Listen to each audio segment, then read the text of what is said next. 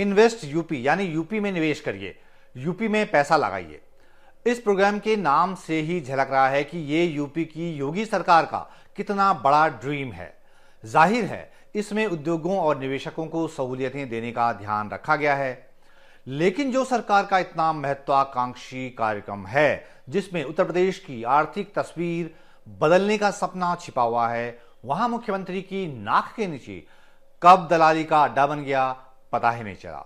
हैरानी की बात यह है कि जहां निवेशकों को सहूलियतें दी जानी थी, वहां निवेश के बदले भारी भरकम घूस की डिमांड की जा रही है। और यह बात कोई हम नहीं कह रहे हैं, इसकी शिकायत बाकायदा एक निवेशक ने यूपी सरकार से की। तब जाकर पता चला कि जिस आईएएस अफसर को इन्वेस्ट यूपी प्रोग्राम का सर्वे सर्वा बनाया गया था, दलाली के छींटे तो उसके भी दामन तक हैं।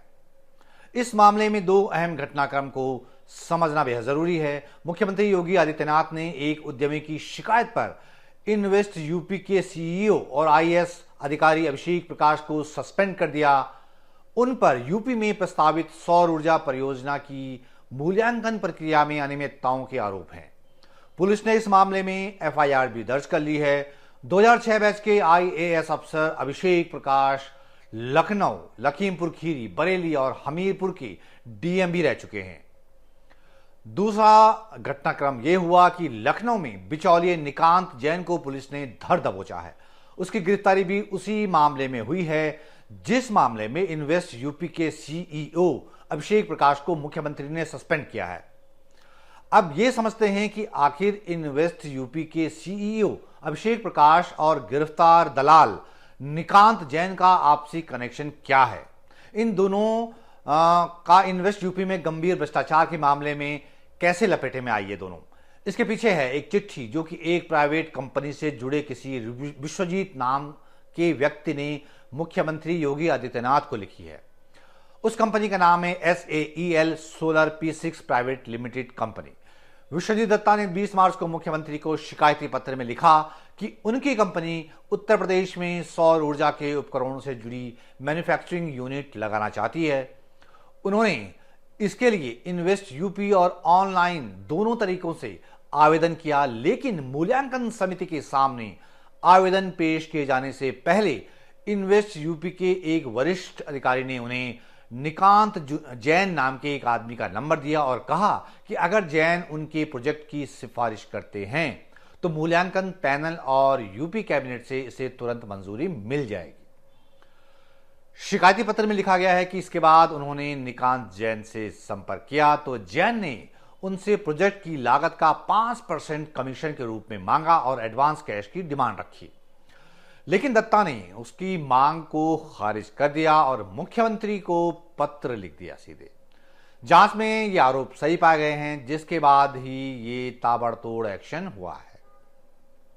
मीडिया रिपोर्ट्स के मुताबिक हालांकि सोलर उपकरणों की मैन्युफैक्चरिंग से जुड़े इस प्रोजेक्ट को मूल्यांकन समिति से मंजूरी मिल गई थी, लेकिन इसे अंतिम रूप से मंजूरी नहीं मिली।